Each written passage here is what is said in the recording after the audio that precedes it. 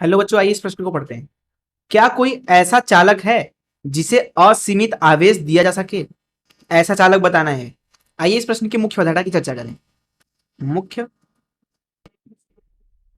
अवधारणा अवधारणा मान लीजिए हमारे पास में कोई एक चालक है।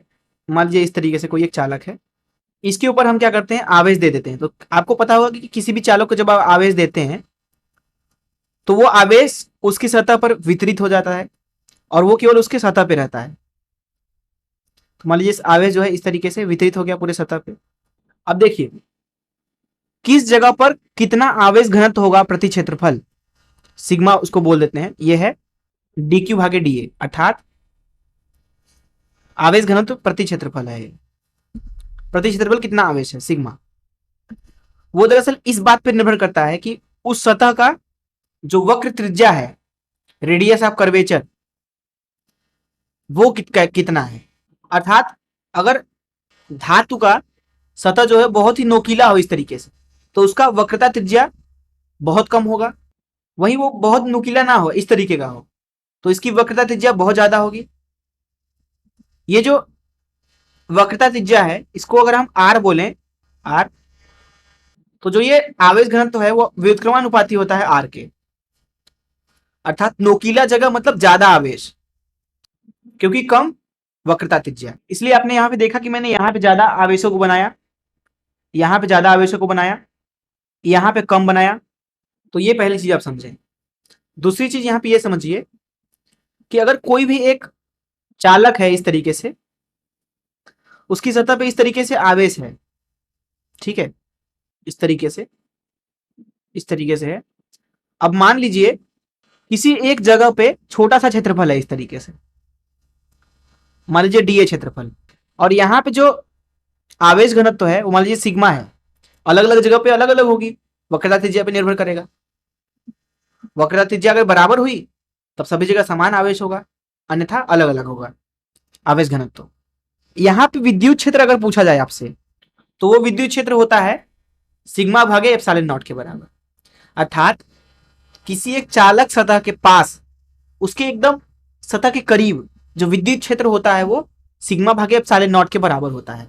जब आप इसको बहुत नजदीक से देखोगे तो ये आपको लगेगा एक अनंत प्लेट के समान, एक अनंत प्लेट जिसके ऊपर सिग्मा आवेश है।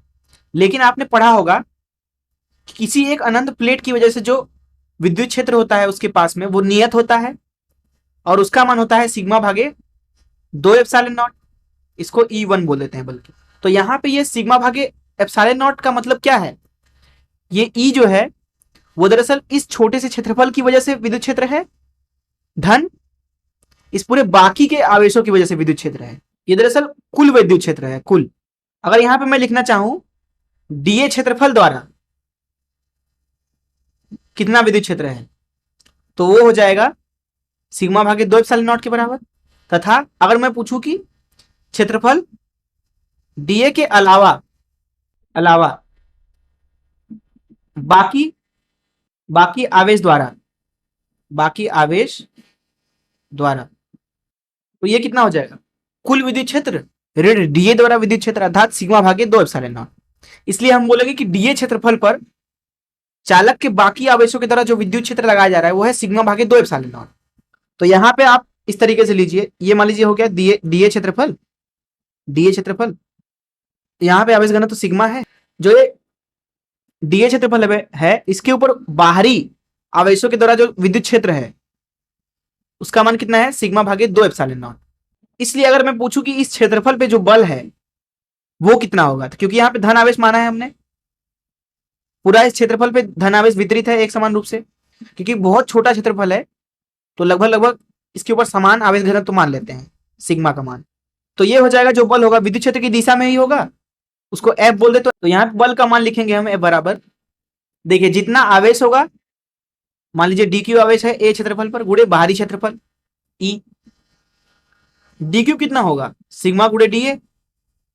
विद्युत क्षेत्र का मान कितना है हमें पता ही है, सिग्मा भागे 2 एप्सिलॉन नॉट। ये है बल एफ। तो इसका मतलब है कि बल एफ भागे डीए, इसका मान हो जाएगा सिग्मा का वर्ग भागे 2 एप्सिलॉन नॉट। अब देखिए बल भागे क्षेत्रफल का क्या मतलब है, तो दाब, तो ये दरअसल दाब है, इसको बोला जाता है वैद्युत दाब। वैद्युत दाब आवेश के द्वारा, और ये है सिग्मा का वर्ग भागे 2 एप्सिलॉन नॉट। तो इस मुख्य द्वारा चलिए प्रश्न को हल करते हैं। देखिए हमसे प्रश्न में बोला जा रहा है कि क्या कोई ऐसा चालक है जिसे असीमित आवेश दिया जा सके। मान लीजिए ये कोई एक चालक है, इस तरीके से आपने इसको मान लीजिए क्यों आवेश दिया, ठीक है। तो ये इसके सतह पे एक निर्भर करेगा कि किस तरीके से वक्रता त्रिज्या बदल रहा है, उसी हिसाब से सतह पे क्या हो जाएगा, वितरित हो जाएगा इस तरीके से।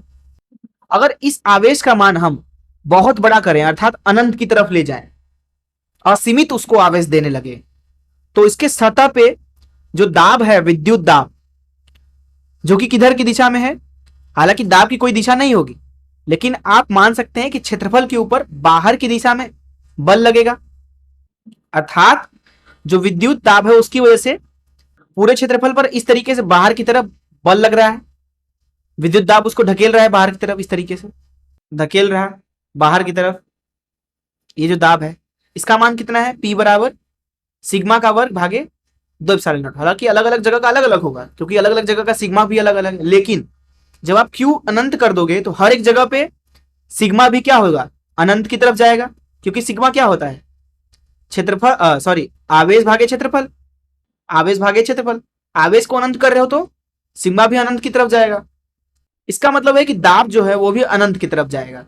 अब दाब अनंत का क्या मतलब है, ये जो पूरा चालक है वो क्या हो जाएगा, फट जाएगा, फट जाएगा। अर्थात एक सीमा के बाद आप चालक को आवेश दे ही नहीं सकते हैं, अन्यथा वो फट जाएगा बम की तरह वैद्युत दाब की वजह से। तो प्रश्न में पूछा गया था कि क्या असीमित आवेश दे सकते हैं क्या कोई ऐसा चालक है, असंभव है ऐसा। विज्ञान हमसे कहता है कि कुछ भी असंभव नहीं है, लेकिन ये चीज असंभव है, अर्थात असीमित आवेश आवेश जो है नहीं दे सकते। मैं आशा करता हूं कि आपको इस प्रश्न का हल जरूर समझ आया होगा। धन्यवाद।